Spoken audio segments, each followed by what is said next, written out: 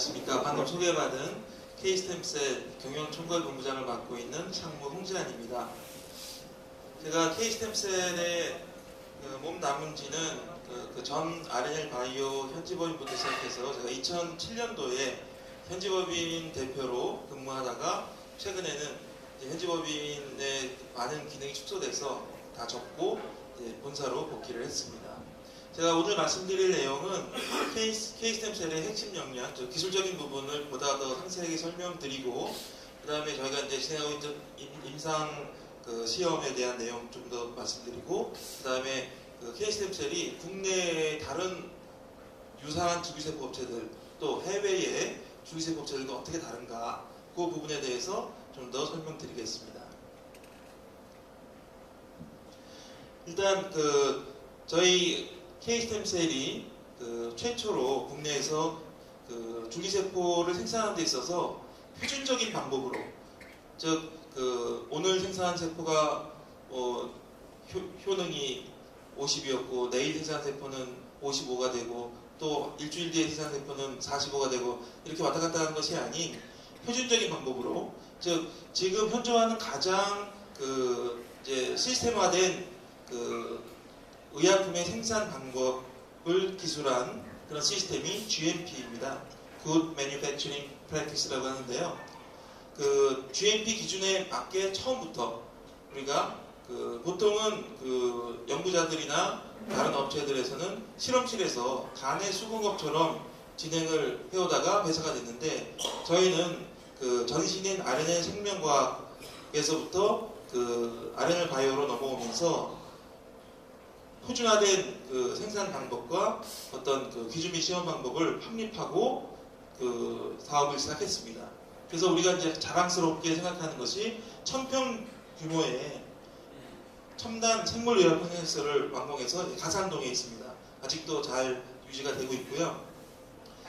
그래서 중국에는 최근에 굉장히 대규모의 시설들을 많이 세우고 있어서 지금 현재로 말하자면 세계 최대라고 할 수 없지만 세계 최대 주기세포 시설 중에 하나라고 말씀드릴 수 있고요. 그 다음에 연간 생산 능력은 6만 도즈, 1억 세포 기준으로 1도주당 굉장히 큰 규모입니다. 그리고 세계에서 유례 없는 생산과 불출 실적을 갖고 있습니다. 잠깐 말씀드리면 저희가 약 고객이 한 17,000분 정도 계시고 한 수만 회 이제 지금 현재 국내에서는 허가를 받지 못했기 때문에 중국이나 일본으로 체험에 가셨는데 과거 6년 정도에 2만 회 이상 어떤 시술이, 우리가 병원을 운영하지 않지만 시술이 이루어졌다는 것은 굉장히 세계 역사상 그런 일이 없습니다. 과거에 독일에 düsseldorf에 있었던 엑스셀 센터라는 업체가 있었습니다. 골수 줄기세포로 어떤 줄기세포 치료를 한다라고 해서 약 5년간 한 2,000명의 환자를 모집하고 2살 정도의 소아 뇌수술을 하다가 소아가 사망했습니다. 거기는 줄기세포를 생산하고 공급하는 업체가 아니라 외과 의사들이 모여서 만든 일종의 이제 의료센터였고, 그다음에 줄기세포는 골수를 추출해서 수술 과정 중에 주입하는 형태였습니다. 그래서 엑스셀 센터가 굉장히 유럽의 중심지인 독일에 있었고, 또 외과 의사들이 홍보를 했었기 때문에 굉장히 인기를 끌었었는데 5년간 모집한 환자 수가 2,000명에 불과했고요. 그마저도 의료사고로 인해서, 즉 수술 시에 수술 중에 이제 환자가 사망하는 사건이 있어서 폐쇄가 됐습니다. 폐쇄가 된 지 한 1년 됐습니다. 또 하나는 미국의 콜로라도, 여기 자료에는 넣지 않았지만은 미국의 콜로라도 주에 닥터 센테노라고 하는 정형외과 의사가 약 5년에서 8년 사이에 환자의 골수에서 줄기세포를 추출해서 배양을 시도했습니다. 미국에서 배양을 시도하고 자기네들의 서비스를 홈페이지에 게시하고, 제가 2008년도에 홈페이지 내용을 봤어요. 그래서 예상하기를 이거 FDA가 쳐들어와가지고 조사를 하겠구나. 그래서 제가 그 당시 미국에 있었는데 한국에 있는 본사의 임직원들한테 다 내용을 보냈습니다. 아니나 다를까 한 달 후에 FDA가 쳐들어갔다는 그러니까 문서로 이런 위반 사항들을 답변하라 하고 2009년도에는 2번이나 조사를 마치고 그 회사를 폐쇄시켜 버렸습니다. 즉 그런데 그 정형외과 의사가 모집한 환자가 역시 약 영업을 하고 있었을 때 약 5년간 1,500명에서 한 2,000명 정도의 관절염 환자들을 모집해서 치료했던 것으로 알려져 있습니다. 즉 의사들이 자기네 의수를 주기세포를 병합해서 치료를 한다라고 광고를 했어도 국제적으로 또는 뭐 미국과 같은 시장이 큰 나라에서 광고를 했어도 몇 년 동안에 뭐 3,000명을 넘지 못하는 그런 실적이었고, 저희는 물론 메디컬 센터가 아니지만 줄기세포를 표준화된 방법으로 생산해서 그를 병원에 공급하는 이제 생산자 입장에서 그 줄기세포를 투여받은 환자의 수가 2만 명 이상이 달했다는 것은 굉장한 그리고 그 과정에서 심각한 어떠한 부작용이나 어떠한 사망 사건이 없었다는 것은 굉장한 일이라고 생각합니다. 병원에서 수술 후에 작은 수술이든 큰 수술이든 보통 그런 거 많이 신문에 나오지 않습니까? 맹장 수술하러 병원에 갔는데 이제 죽어서 나오거나 보통 수술을 하게 되면 혈전이 혈관 내에 막 돌아다녀요. 그래서 약 수술 후에 8% 정도는 그런 혈전에 의한 혈관 막힘 현상, 엠발리즘이 생긴다고 합니다. 그게 이제 응급실에 다시 데려가서 치료할 수도 있고 치료가 실패할 수도 있고, 그래서 항상 병원에서는 그러한 수술 후에 예측할 수 없는 그런 사태들이 항상 일정 퍼센트 있는 거죠. 그래서 줄기세포가 혈전을 만들지도 않고 줄기세포가 암을 유발하거나 또는 뭐 손상을 더 극대화시키거나 하는 것이 아니기 때문에 줄기세포를 오염 없이 깨끗한 환경에서 정확한 시스템으로 생산했다면 큰 문제가 없고 오히려 효과를 기대할 수 있는 것이죠. 그래서 저희가 성체 줄기세포 분리배양 기술을 계속 개발해 왔는데요. 성체 줄기세포는 저희가 처음 생각한 것은 아닙니다. 성체 줄기세포는 배아 줄기세포와 상대적으로 쓰이는 말인데요. 배아 줄기세포는 배아 줄기세포를 이용해서 치료제를 만들던 회사 중에 가장 선두주자였던 미국 캘리포니아의 제론사는 사업을 접었습니다. 즉 많은 사람들이 우려하던 바와 같이 접었고요. 성체줄기세포의 제일 처음 연구를 시작한 회사는 미국 메릴랜드에 있는 오사이러스라는 회사입니다.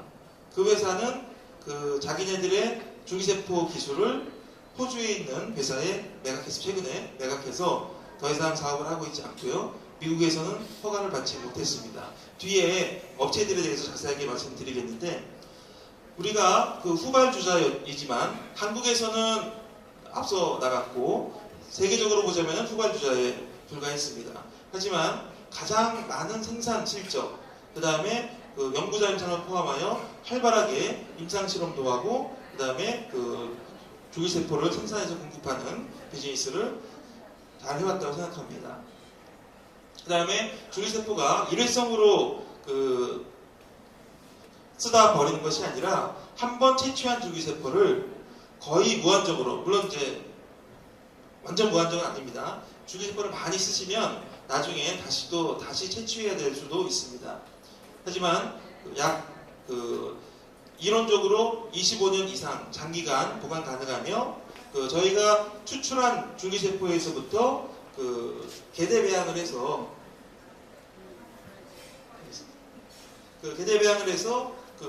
줄기세포를 늘려서 공급할 수 있기 때문에 건강을 되찾을 수 있는 충분한 양의 줄기세포를 생산해서 드릴 수가 있습니다.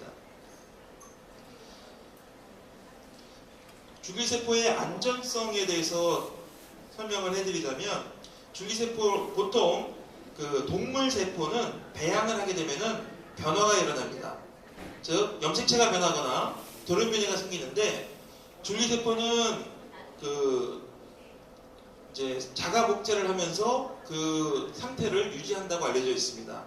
즉 우리가 배양하는 것이 줄기세포의 상태를 그대로 유지하는 것이 가능한가 우리가 실험을 통해서 입증을 했는데요.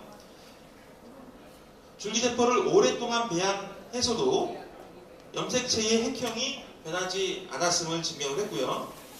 그 다음에 요 밑에 있는 것은 좀 복잡해 보이지만 사람의 유전체에는 약 염기서열로 쭉 이루어져 있는데 한 30억 개의 염기서열로 이루어져 있고 한 1000개마다 돌연변이가 잘 일어나는 부분들이 있습니다. 1000개마다. 그래서 그거는 어느 한 사람이 인생을 살아가면서 수시로 변화가 일어납니다. 그래서 특히 돌연변이가 잘 일어나는 부위가 따로 있는데 그 부분에 유전자 지표를 설정해가지고 배양을 하고 난 다음에 그 부분들의 돌연변이가 일어났는지 확인을 해봤더니 9번 연속으로 개대 배양을 한 이후에도 돌연변이가 어느 부위도 일어나지 않았다는 사실입니다. 이거는 굉장히 학문적으로도 중요한 발견입니다. 그 다음에 줄기세포를 투여했을 때 어떤 종양이 생기는가, 암이 아니더라도 종양이 생기는가 조사를 했을 때 쥐로 한 실험인데요. 25주간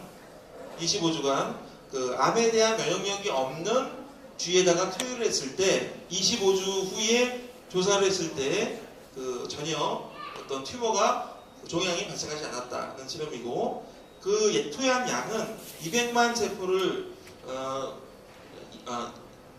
킬로그램당 약 2억 셀 정도를 투여했는데 사람으로 따지자면은 약 10억 셀을 투여한 거나 마찬가지입니다.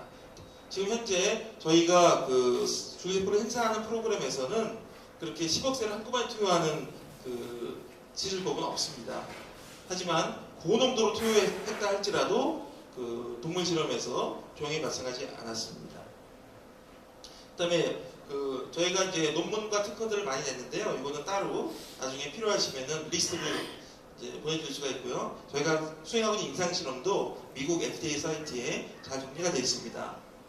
그리고 지방줄기세포의 역사는 1990년대 초반에 피츠버그 의대에서 추출한 지방 조직에 이제 지방 흡입 수술을 하잖아요. 지방 흡입 수술을 하고 나서 남은 지방 조직에 뭔가 어떤 효능이 있는 세포 성분들이 있다라는 것을 최초로 발견해서 연구가 시작되었는데 저희가 사업을 시작한 2004년, 5년 때만 하더라도 그런 얘기를 하면 아무도 믿는 사람도 없고 다 비난받았었는데 지금은 그게 하나의 대세로 연구의 주제로 자리 잡아가고 있다는 거죠. 골수줄기세포 같은 경우에는 골수줄기세포를 최초로 연구한 것은 80년대고요. 골수 이식과는 다릅니다. 골수 이식은 조혈모세포를 이식하는 것이고요. 골수의 줄기세포에서 치료제를 개발한다라고 하는 것은 조혈모세포가 아닌 중간의 줄기세포를 추출하는 건데 그 연구는 80년대에 이르러서야 시작되었습니다. 하지만 요즘 대세는 골수줄기세포가 이제 의약품으로서 허가받은 사례가 전 세계적으로 딱 2건 있습니다. 우리나라에서 한 건이 있고요. F4. 그 다음에 캐나다에서 한 건이 있습니다. 그거는 이제 제한적으로 소아에게만 허가가 난 것인데 아까 말씀드린 미국 메릴랜드의 오사이러스라는 회사에서 개발한 골수 중간염 줄기세포 치료제가 미국에서는 허가를 못 받고 캐나다에서 부분 허가를 받았습니다.